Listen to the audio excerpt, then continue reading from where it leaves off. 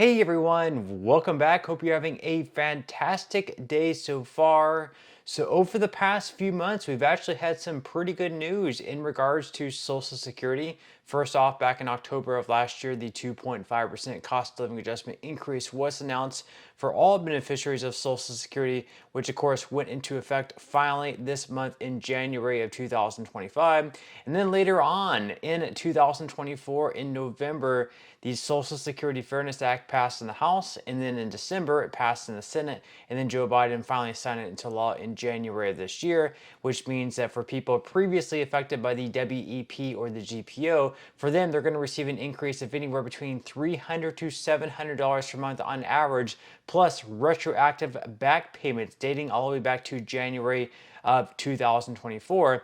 And then, of course, Trump also announced that he wants to eliminate the federal taxation on Social Security benefits. So, for right around 50% of retirees who are currently paying some sort of taxes at the federal level on their Social Security benefits, what it would mean for them is more money back in their pockets from not having to pay that money back into the trust fund or to the federal government in the form of taxation. So, a lot of good news over the past few months in regards to Social Security, but unfortunately in today's video we do have some bad news, as according to recent reports there could be cuts of right around $5,000 for Social Security beneficiaries if something doesn't happen very soon. We are going to be covering that in today's video. But before we go ahead and dive into it for today, if you would like to receive up to $200 in free stock or $200 in free cash, in a pinned comment below, I will be leaving a link to Robinhood.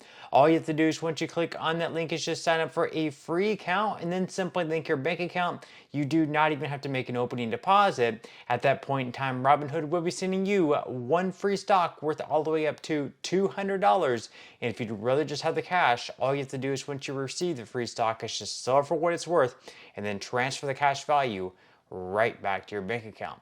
Okay, so diving right into it for today, like I mentioned previously, over the past few months, we have had a lot of good news in regards to Social Security in the form of increases, whether it be the cost of living adjustment of 2.5% or the passage of the Social Security Fairness Act. There's going to be a lot of increases going out. Once again, those started this month in January.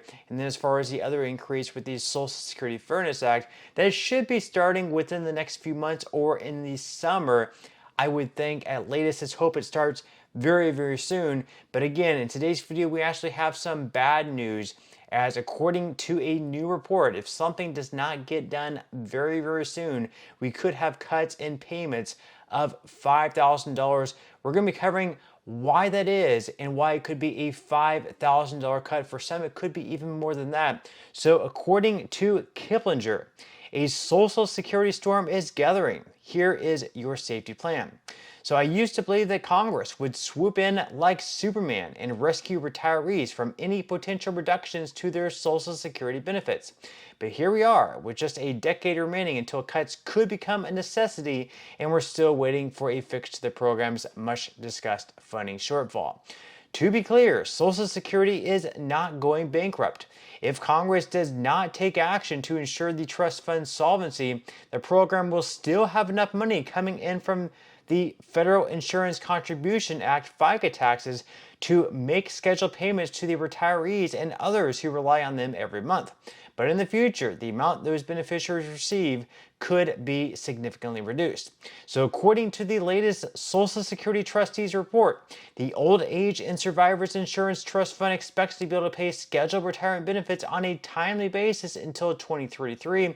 Quote, at that time, the report states, the fund's reserves will become depleted and continuing program income will be sufficient to pay 79% of scheduled benefits. So right now in 2025, according to Social Security, the average retiree is receiving right around $1,976 per month. Of course, some people are receiving less than that amount, and then some people are actually receiving even more. The maximum benefit this year is right around $5,100. Now, if they mention there, if they can only pay out 79% of scheduled benefits, what that would effectively mean is across the board, everyone would have to receive a cut of 21%, because at that point they would only be able to pay out 79% of scheduled benefits. So if they have to cut your benefit by 21%, whether you're receiving $4,000 per month or whether you're receiving $1,000 per month.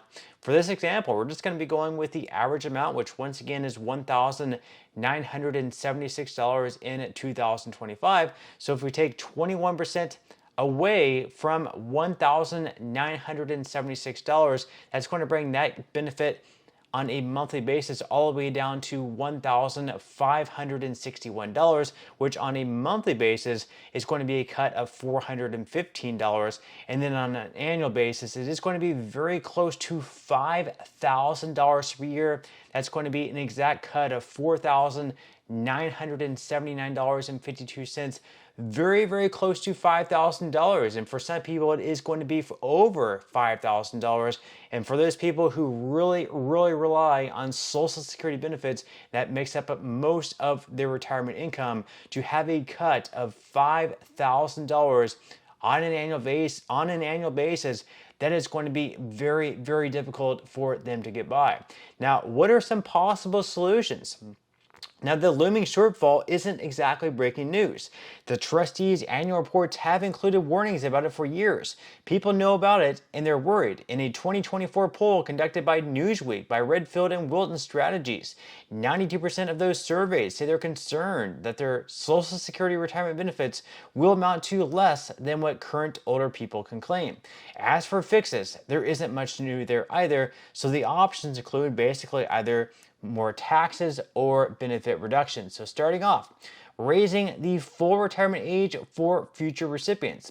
So there's been recent precedent for this move. Despite rioting in the streets, France passed a law in 2023 that raised its retirement age from 62 to 64. And in the United Kingdom, the state pension age for men and women will increase from 66 to 67 between 2026 and 2028. Raising the retirement age has also been a solution in the past in the US, so it wouldn't be surprising to see it happen again here. There's already been talks of raising that from 67 up to 69 or 70. Now, of course, another solution would be to employing some form of means testing. So is it possible that someday people in higher income brackets will no longer receive Social Security benefits or could have their payments reduced? I used to think this was a long shot, but perhaps not, especially if Congress waits until the last minute to step in. Right now, our elected officials seem reluctant to face the backlash from such a move, but political priorities may shift in the next decade. And again, there is precedent. High-income households already pay more for their Medicare premiums thanks to the income-related monthly adjusted amount fee. And then also there's the other options of increasing the payroll tax rate or substantially increasing the cap on the maximum taxable earnings. So either of these actions could boost the revenue that flows into the Social Security program, but they would likely raise the ire of high-earning voters and those who have years to go before they plan to retire. And then finally, also raising taxes on Social Security benefits. So currently, depending on a Social Security recipient's income, up to 85% of his or her benefits may be taxed. There have been proposals in the past that this percentage or the income threshold that triggers taxation could be changed to increase revenue to the program. So they're already taxing 50 to 85% of Social Security benefits. I really don't know how they could even increase this amount even more. Like I mentioned earlier on, whenever this taxation started on Social Security benefits, very few people were actually paying taxes on their Social Security benefits. And now today, right around 50% of people are paying some type of tax at the federal level on their Social Security benefit. And this is actually something that Donald Trump says he wants to do away with. So leave your thoughts and comments below. Which of these things would you be on board with? Which of these things are you against? Leave your thoughts and comments below. I would definitely love to read them. But that's all we have for today's video, and I will see you in the next one.